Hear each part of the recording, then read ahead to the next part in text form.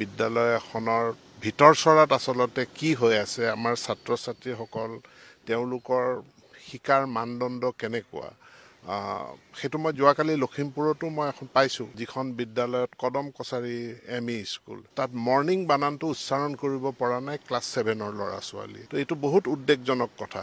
কিন্তু বিদ্যালয়খনত শিক্ষকৰ নাটনি নাই। শিক্ষক যিমান হয় তাতকৈ প্ৰয়োজনতকৈ বেছি শিক্ষকেই আছে।